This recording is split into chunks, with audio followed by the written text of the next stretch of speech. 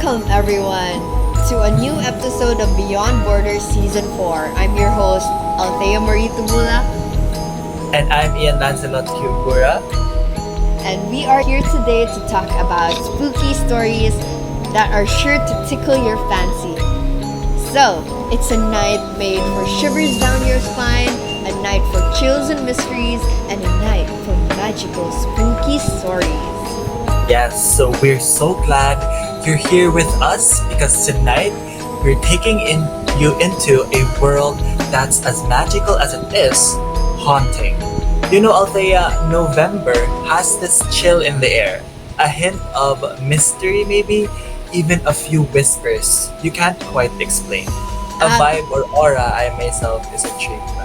Absolutely. Like as a person nga dali mahadlok, I'm excited to like experience all the horror stories that we have in store. So everyone, light a candle, settle in, and join us as we explore stories that blend magic and the unknown. But remember, sometimes the things we can't explain are better left that way. Yes. So I'm very intrigued actually. Like I said, I'm so interested sa theme topic karon for this episode because I'm such a horror maniac. Like I love those kinds of movies. Intrigued jud ko. But of course, matok ko sometimes pero like the lore and everything ganahan ko ang mga ana. How about you? Do you like these kinds of movies as well? Ay, true. Oh my gosh, daghan na kayo kong nakita. Like, mostly because my family also likes to watch movies, especially mga horror. Kaya like, para makip jud mi sa mo seats. Oh my god! Yeah, pero Yes, like, very interesting jud. nagdako ko nga, mahadlok jud ko. Like, every jump scare, every... So, I'm really excited and also like, scared sa gamay. Kaya like, as a person ra ba nga, dali mahadlok. Murag, ano lang dyan ko pagkatao? Ikaw, Ian, what's your um, vibe? Are you easily scared ba? I actually love this whole topic or like theme of our episode today. Kay I'm really a very like horror maniac. Ganahan jud ko like horror movies, mga ana. Pero yeah, mahadlok sa ko. And but very intriguing ang mga topics, especially when it comes to when it hits home, Filipino jud. So yes. Very true. So like, speaking of, is there any horror movie nga bag-o ra nimo natanaw na you would recommend our audience to like watch sad? Yes. I think the first thing na mag-come up sa akong mind rod kay Hereditary ug Midsommar. Oh my god. Like, pero Hereditary is like another level. Ganahan jud ko Hereditary. It's a good movie. And apart from that, if we go to Filipino, probably kuan the most recent one kay Outside, katong zombie horror movie with Beauty Gonzalez. It was so good. Wow. Ikaw, do you watch horror movies? Hala, oh Do my you have it as well, maybe? Kuan. This one I have not watched personally kay kanang nahadlo. Oh my god. Yeah. Basin i-bash na ko sa Damina karon. Pero like I ganahan ko matanaw sa The Substance. Have you watched this? Actually, Oh my I God. have not, pero naingon good dyan. I have friends na naka-watch na it's so good daw. I think mag-watch ko. Yeah. Pero like Intriguing siya. very very cool siya na kanang kuan. Like body horror man daw to siya. And then, like Yeah, very it's a interesting. different concept. Wala ba ko yung na-witness na muraging ana, actually. Ay, true. But Yeah. that's what makes it like Yeah, it flavor. does make it very interesting dyan kay it's something different. So before we dive deeper into ghost stories, let's take a step back. So, ang mga ghosts ra ba, one type ra na sila of the many mythological creatures found in the Philippines, creatures that have been a part of our culture for centuries. Their stories passed down through generations. Yes, exactly. The Philippines has a rich tapestry of supernatural beings, each with its own lore and eerie presence. And Filipinos even have the custom of saying tabi-tabi po or excuse me when passing places where these unseen creatures might be as a sign of respect. And I think each region has their own folklores and mythologies unique to them. Some to scare off kids maybe, or most are just fully ingrained in our culture and customs. Ikaw, was there like a mythological creature na nahadlok dyan ka as you grew up with Ian? Yeah, actually, nakita na ko like from our research when we were talking about this theme, I remembered mahadlok jud ko kapre. And I think my parent or my mom naghimo-himo siya like stories for me na para makatugtog ko sa gabi. Pero those types of things na it described niya as big, like na like watching over you from the huge trees. Mahadlok jud ko ana. Ikaw? Kung ano ko, like, sa ito yung mga duwende na, kana ganing mga, Really? yeah, kanang mga nuno sa punso. No, kaya like, there Yeah. was this one time, nga like, sinulog to, and then the day after, I got like a really bad stomach ache, and then Oh. amo ang like helper, kay like, ni ana siya, uy, hala, duwende ni, ni mo. OMG. Yeah. Grabe ka kung it's very polar opposite mo. Ako mahadlok ko sa mga dako kayo. Ang ikaw like for the wende or nuno sa punso. So yes. Oh, unya, taas mo ka iyan sa una. Yeah, ang kapre. Murag, we attract what we fear, Jud. Oh my God. Yeah, actually. Wala, naawa na ko nga, duwende ako hindi ko ay ing ano. Char. Okay. Let's go over some of these fascinating and often terrifying beings. So for example, na ay tik-tik. It is a creature that preys on pregnant women drawn by a said to resemble ripe jackfruit. So, it's believed that it uses its long tongue to reach the womb of an expectant mother and feast on the fetus. Actually, I was not aware of the scent they're drawn to. The jackfruit scent is pretty particular, which is creepy in a way, no? But Yeah. next, yeah, we have the notorious and classic manananggal, which separates its upper and lower body to hunt at night. The legend says you can kill a manananggal by applying salt, garlic, or ash to its severed lower half, preventing it from reuniting with its upper body. Akong ma-remember jud aning mga manananggal is that daghan jud mga horror movies nga naa sila. Actually, daghan to. Yeah. And then next kay like mauna yung mong mention Ian. Yes. Your worst nightmare. Your worst nightmare. Okay, so we also have the kapre, which is a giant cigar smoking tree dweller. And the kumakatok nga mo appear at night to knock on doors, signaling the impending death of a family member. So, let's talk about Ansisit, a lesser-known but fascinating magical being from Filipino folklore, specifically among the Ilocano people in the northern Philippines. So, the Ansisit is often depicted as an old man who lives in mysterious earth mounds, like anthills or caves. It's said he actually owns the land underground and prefers peace and quiet. So, karon pa ko aning Ansisit, it's really Yeah, fascinating. actually. Yeah. It's the first time na madunggan na ko ang term na ansisit. Yeah. Like, and it's, yeah. Kasi ganito, sa Ilocano people in the northern Philippines, diba? So like, Yeah. very cool now. We also get to learn about their culture and of course their mythological creatures. Yeah. Like, layo ra ba ta sa ilaha? What? Actually. Oh. So, the Ansisit, which is a foreign name to me actually, they are believed to roam beneath houses or nap on anthills in the afternoon. He doesn't appreciate modern farming tools like tractors, fearing they might destroy his underground home. And if he's disturbed by activities like sweeping the floors during his rest hours, he'll supposedly respond by causing the offender to feel sudden discomfort like bruises or fevers. Wow, grabe no? Grabe gid siya Yeah. kalagot if like we interrupt his sleep. Wow. Yes, actually. And then what's interesting, sad, is that the ancestor has different names across the Philippines. So sa Tagalog, he is known as Nuno sa Punso or Old Man on the Mound. Mauna akong tubaan. Ako po, yes. Yeah. And then in other regions, there are legends of a similar creature who can even transform into a piglet to cause mischief among its foes. Wow, Yeah. grabe naman, piglet. Grabe. Yeah. Yeah, like, So, if maka-transform ko kay dragon ako, oh, dragon! Wala may dragon sa Philippines. Okay, anyways. Unsa ganun? So, yeah, I think kanang like name na Nuno sa Punso, I'm more familiar with that term actually. So, I believe that's just one of the notable proofs that the Philippines is rich in supernatural tales engraved within our dialects. And there's one particularly chilling legend from Panay Island as well about a fireball known as mga layo.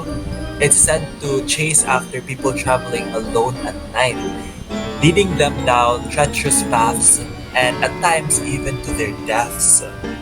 In other regions like Ilocos, this fiery entity goes by names like Alawig or Silaw-Silaw. Silaw-Silaw ba na siya? Yeah. So Alawig or Silaw-Silaw.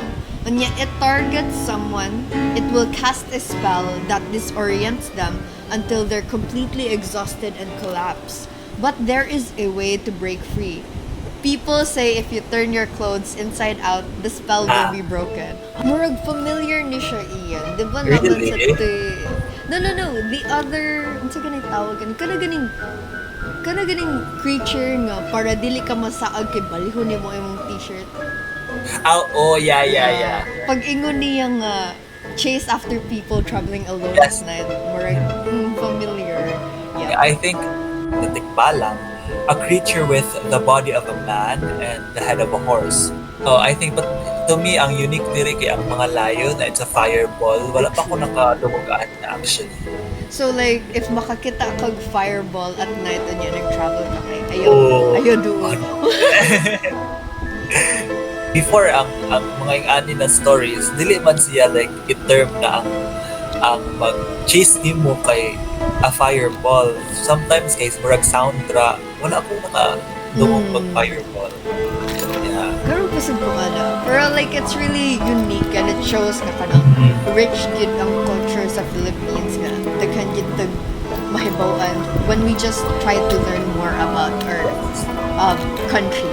Okay. And the variations don't stop there. Next we have in Pangasinan, there's a tale of an old man who turns into a white rooster known as the Bantay. In Zamboanga has Talahiang, a giant figure that hates noise, while Bicol and parts of Mindanao and the Visayas speaks of ay Tatambaluslos, a large man with a grotesquely enlarged head and chilling grin. So yeah, like I said earlier, daghan jud ang variations in each region, which is very unique and colorful in a way, yet very scary. There's different like terms and stories about these creatures. True. And I feel like, kuan sad ni siya, like, it's not the best way, pero it teaches us nga, we have to be like, prim and proper kay para dili yes, ikwaon sa Or like kuan, like be careful or kana ba na very to care for the environment nga ana. Pero mostly jud kay para dili lang mag dula-dula ang mga bata sa gawas ining gabi. Ay, Most true. times mao jud ang reason why ma-make ang mga ingana ng mga stories. True. So, katong mga beings like the Tikbalang, the Talahiang, and the Tambaluslos, they are said to lead travelers astray at night. And in Kapampangan, there's even the Manggigili, an invisible creature with the same mischief. And this idea of mysterious lights luring people isn't unique to the Philippines. So there's a similar phenomenon in Western folklore called the Saint Elmo's Fire. And when the Spanish arrived, this became known as San Telmo and was seen as an omen in Filipino folklore. So ikaw, Ian, are you familiar with San Telmo ba? Actually, the name like rings a bell, but I don't think kahibaw jud ko like the story behind it. But I have heard the name San Telmo before. Ay, true. Murag ako sa familiar siya. Pero then again, daghan na sa creatures nga makapahadlok na ako as a child. Yes. So like, Yeah. murag, one more, murag tama na. Wow! I know. Yeah. So, sunod, dapat, dili lang sa ta mag-talk about like mga Filipino mythological creatures. Kaya of Yes. course, there are also things nga makapahadlok nato in our everyday life.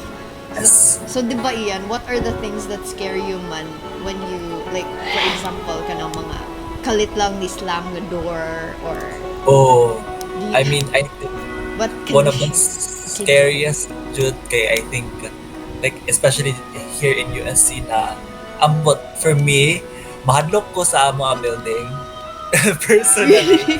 Kaya sometimes ngit-ngit jud kayo ang SLG or ang Ernest Holderman building. So, mao na siya. I think, but apart from that, wala man guro. I think in cases like that, dili ko mostly mahadlok. Sometimes makiktabi ra ko nila. Uy! I could never. Like, mag-ingon man jud ang mga lain na tao naman. If you encountered certain things like that daw kay ayaw kahadlok. I think like communicate to that daw na mag-coexist mo mga ana. So sometimes maging ana sa to pero you know, fear also comes in. Yeah, dili na lang ko mag-ingon bisag unsa. Ikaw, how about you? Ako kay like, my latest class is 6 p.m. And then by that time, kay Oh, like, wow. mga ngit-ngit na jud ang Oh. especially kanang panaog sa ubos. Kay like, Kaya di ba taas pa mo? yeah. Oh my God. So like, night times na like, kuan, mahadlok ko sa door. Oh my gosh. Noon yan, nagbasa-basa po kong story about like, kanang, Yeah. giungo daw siya. O ya kanang, mahadlok na ko balik. And then, Yeah. I take so long to get over it. Pero, kanang mauna siya. Kanang, Yeah. pero somehow, like, naagi mga times, nga kanang, you feel calm in the dark. Wow! Actually, Yeah. Like, calming siya. Pero, usahay na kung dili mo strike in ang fear. Wow. ang fear, yeah. Like when it's not eerie enough na mahadlok jud ka. Okay, so, similar experience na sa atong first story, which is the strange woman on the phone. So, can you tell us a bit more about this, Ian? Okay. Actually, very exciting for me kay as a Redditor. So it's fun like reading this story from Reddit as well. So a user on the subreddit Paranormal posted this hair-raising story about something she experienced in 2013 when she worked as an insurance claims inspector. She typically called her clients about 30 minutes before showing up for a site inspection. One day, she called a client's home phone to let them know that she was on her way, and a very old sounding woman answered the phone with what sounded like a poor, static filled connection. Hello? Can you hear me? Hello? And after she was disconnected, she called back. There was no answer. She then tried the cell phone number on file, and a young woman answered, saying she was out but would return within 30 minutes. When she arrived, the insurance inspector rang the doorbell, thinking that whoever initially answered the home phone would answer the door. However, no one did. A few moments later, the young woman who answered the cell phone arrived, apologetic. The inspector explained that she might have woken up the younger woman's mother. The woman looked confused and scared and explained that there wasn't an older woman living in the house. After going inside, they checked the caller ID rather, and discovered that when the inspector called, someone had answered the first call. The young woman became pale and terrified as she explained that she had recently moved into this home and had been telling her husband that she thought their house was haunted by an old woman. Wow. So, mauna siya, mas maayo gid mo maghimo na lang kag balay. Yeah, Yeah, It's a common to- jud ni sa like in different countries, no? Rent common. og like, new houses jud sa ila. I think that this comes from like a foreign person, not probably in the Philippines siguro. Yeah. Pero then again, nasa yung mga horror stories, like, ano, oh my God. Creepy kayo ni actually while reading it. Yeah. Like, like, dili na lang ko motubag og cellphone na among gani motubag. Gali. Char. Okay. So, now that we've had that spooky story, let's take it up a notch. Pero keep it brief lang sad. Like, there are Yes. some stories nga, less is more. Well, less is Yeah, more. like very concise. Yeah, so let's try to read some stories nga 2 sentence lang. So for our first one, it goes, I told my sister there was no monster in her closet as I picked her up and told her she could sleep in my bed tonight. I woke up to her whispering, there's someone in my bed. Oh my God. Wow, Marag okay. nahadot na ko akong self gamay, pero wala mo ko yung sister, so it's fine. Ganun. Oh my God. Actually, I did not know na yung mga two-sentence horror editions. I thought na ang akong kahibawan ng mga stories kay very long dun. So, kani siya na concise pero nahadlok sa it's different dun. Wow. Yeah. So na-tickle mo ang paggaganahan sa Oh, horror. yes. Eh. Kailan ko magbasa na kung alain ng mga two-sentence horror editions. Yes. So next, maybe mag-move on na ta. Another two-sentence horror edition. There was a picture in my phone of me sleeping. I live alone. Oh my God. Oh. Okay. Kani siya mahadlok ko. Kaya I live alone right now. Hala ka. Murag, it's for you, Jude. Iyan, hala Oh ko. my God. Okay.